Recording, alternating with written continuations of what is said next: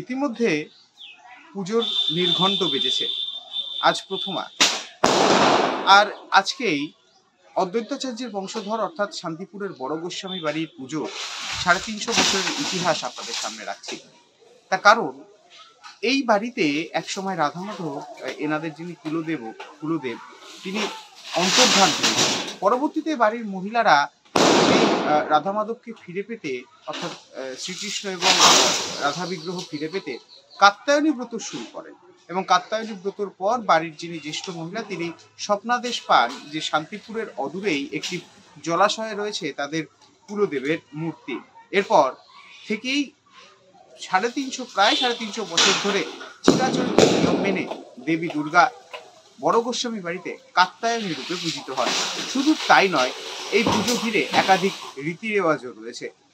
হয় বিশ্ব শান্তির জন্য বিশেষ মন্ত্রপাঠ বা ঠাকুরের কাছে বিশেষ নিবেদন, তার সঙ্গে সঙ্গে ভোগ রান্না এবং একেবারেই বাঙালির বা বাংলার চিরাচরিত নিয়ম মেনে হয়ে আসছে দীর্ঘ এই শতাব্দী প্রাচীন পুজো। আমাদের এই যে আপনি মূর্তি দেখছেন কাত্যায়নী মা, এই পুজোর ইতিহাস প্রায় ৩৫০ বছরেরও বেশি পুরনো। মূর্তির বিশিষ্টতা তো নিশ্চয়ই দেখে বুঝতে পারছেন যে লক্ষ্মী গণেশ কার্তিক আলাদা দিকে রয়েছে এবং মায়ের ১০টা হাতের মধ্যে ২টো হাতই অস্ত্রধারী এবং ৮টি হাত প্রতিকৃতি বা শো হিসেবে রয়েছে, প্রতীকী হিসেবে রয়েছে। ওখানে অস্ত্র নেই। যেহেতু আমরা বৈষ্ণব, আমরা মাকেও সেইভাবেই পুজো করি, সেই আচারে আমাদের বলি টলি হয় না, নিজস্ব বাড়ির পুঁথিতে পুজো হয়। আর বাড়ির পুজোর ইতিহাস একটা অন্যরকম আছে।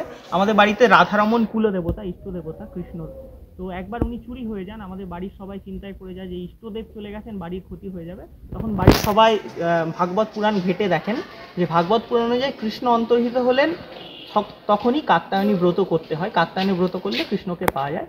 বাড়ির সব বধূরা মিলে কাত্যায়নী ব্রত করেন এবং সবচেয়ে যিনি জ্যেষ্ঠা বধূ তিনি তারপরে স্বপ্ন পান যে আমাদের শান্তিপুর এবং কৃষ্ণনগরের মাঝে দিগনগর বলে একটি জায়গা আছে, সেখানে এক দিঘির নিচে, পুকুরের নিচে রাধারমণ প্রথিত রয়েছেন। সেখান থেকে রাধারমণকে খুঁজে পাওয়া যায় এবং নিয়ে এসে পুনঃপ্রতিষ্ঠা করা হয় এবং তারপর থেকেই আমাদের বাড়িতে কাত্যায়নী পুজো শুরু। মূলত আমাদের ষষ্ঠী থেকে যেমন নর্মাল পুজো শুরু হয়, তার আগে আমাদের কাল থেকে মহালয়ার পর থেকেই বোধন, মানে রোজ বোধন পুজো চলবে একদম ৯ দিন যেভাবে হয়। আর সপ্তমী, অষ্টমী, নবমী বিশেষ পুজো হয়, যেমন পুজো হয় মহাপুজোর মতো করে। এই ৩ দিন মূল ভোগ তো দেওয়া হয়, বাল্যভোগ সকালে দেওয়া হয়। এছাড়াও বিশেষভাবে ৩৬টি ব্যঞ্জনের দ্বারা বাড়ির দীক্ষিত গৃহবধূরা মাকে ভোগ নিবেদন করেন, সেই ভোগে পুজো হয়। আমাদের নিজস্ব পুঁথি আছে, সেই পুঁথিতে পুজো হয়। নবমীতে সারা বিশ্বের কল্যাণের জন্য একটি বিশেষ প্রার্থনা হয়, যেটা প্রায় ৮ ঘন্টা ধরে আমাদের বাড়ির সবাই শুদ্ধ বস্ত্র পরে স্নান করে উপবাস করে সেই প্রার্থনাতে থাকেন।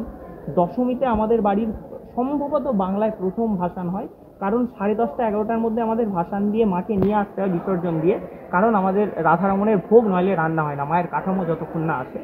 মূলত এই যে নিজস্ব ঐতিহাসিক বৈশিষ্ট্য, আমাদের অঞ্চলের মধ্যে বহু পুরনো একটি পুজো। আমরা সবাই বাড়ির যারা ছেলেরা আছি এখনও এই ধারাটাকে কন্টিনিউ করছি, আশা করি ভবিষ্যতেও করব।